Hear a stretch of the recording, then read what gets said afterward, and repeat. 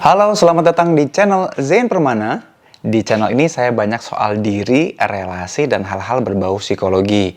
Kali ini saya akan bahas tentang bagaimana cara menilai, lanjutan dari yang video yang lalu ya, bagaimana cara menilai seseorang, apakah dia cocok atau enggak dengan kita. Bagaimana cara menilai, menseleksi, dan memastikan bahwa seseorang ini memang layak untuk membersamai kita sampai akhir hayat sepanjang kehidupan di lembaga pernikahan. Simak kalau penasaran.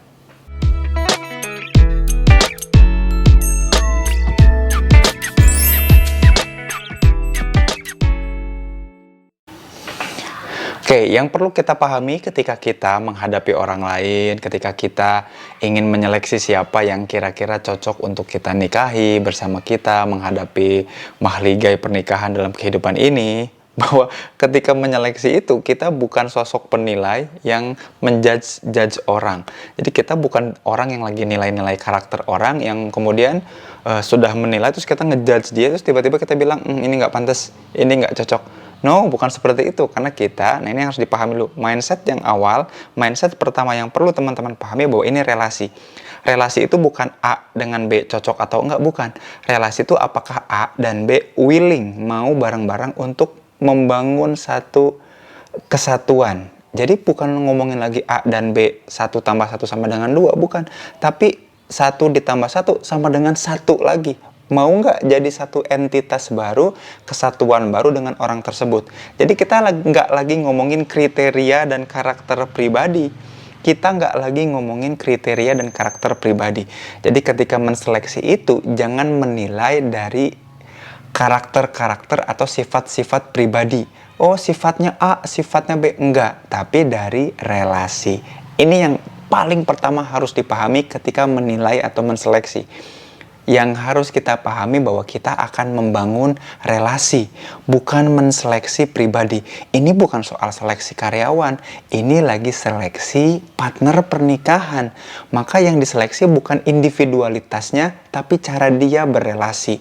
Maka yang harus kita nilai bukan dianya yang harus ngadep ke kita, diskusi sama kita, ngobrol sama kita, bukan dianya, tapi kita cek dia dan relasinya seperti apa. Jadi yang kita nilai itu dia dan relasinya seperti apa. Gitu. Itu yang pertama yang penting banget untuk teman-teman pahami dulu. Nah, apa yang harus dicek, apa yang harus dipastikan dari relasinya, Kang? Gimana cara nilainya? Ini nanti saya dan teman-teman Anissa Community mungkin akan buat event ini atau mungkin sama Filosofi Ruang Hati. Tapi seenggaknya, nanti detailnya nanti di sana. Tapi sekarang seenggaknya ada 4 hal dulu nih. 4 hal. Saya kasih konsepnya dulu, nanti prakteknya mungkin teman-teman ikut aja pelatihannya di sana. Ada 4 hal yang penting sekali untuk dipahami ketika kita menilai atau melihat, bukan menilai. Ketika kita ngecek seperti apa sih relasinya doi, apa yang harus dilihat. Nah, seenggaknya ada 4 hal, kita mulai dengan yang pertama.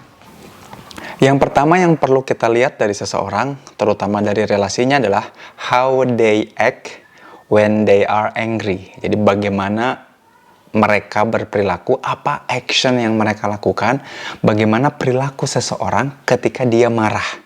Jadi kita cek melalui relasinya. Katakanlah gini, kita lagi mau ngeliat relasinya C. Kita tanya C ini sama ayahnya, kita tanya ke ayahnya C, Pak, kalau C ini marah biasanya karena apa? Terus bagaimana perilaku C ketika marah? Nanya ke ayahnya, nanya ke ibunya, nanya ke sobatnya, nanya ke temannya, nanya ke gurunya, nanya ke dosennya, nanya semuanya. Hal apa yang membuat marah, bagaimana perilakunya ketika marah, dan banyak form-form lain. Nanti form detailnya akan disampaikan. Tapi intinya, kenapa nanyain level marah seseorang atau level perilaku seseorang ketika marah itu penting. Karena ketika marah, orang itu lagi concern sama sesuatu itu dipersepsi adil apa enggak. Artinya rasa keadilan seseorang itu lagi dipertaruhkan atau lagi diuji. Respon terhadap marah adalah ciri bagaimana seseorang memandang keadilan, memandang fairness. Dia kira-kira bisa fair nggak ketika marah, dia bisa fair nggak? Bagaimana perilakunya ketika dia marah, ketika dia diperlakukan tidak adil, ketika dia merasa dikecewakan sama orang lain. Nah, perilaku itu penting untuk memprediksi bagaimana nanti dia berhubungan dengan kita. Seberapa bisa dia menjadi seorang pemimpin yang adil? Bagaimana bisa dia mengelola keuangan rumah tangga, menjadi ibu yang adil juga? Bagaimana menjadi orang tua yang adil, yang proporsional, yang profesional? Ini penting, melebihi karakter senyumnya baik, udah berpenghasilan, sholatnya bagus. Itu hal-hal basic yang nggak usah kita tanyain lagi, nggak usah kita pikirin. Justru yang kita tanyakan kemudian adalah how they act when they are angry. Itu yang pertama. Dan itu hanya bisa dicek ketika kita nanya ke relasinya, bukan ke orangnya. Kalau ke orangnya dia akan faking good, maka kita tanya ke relasinya.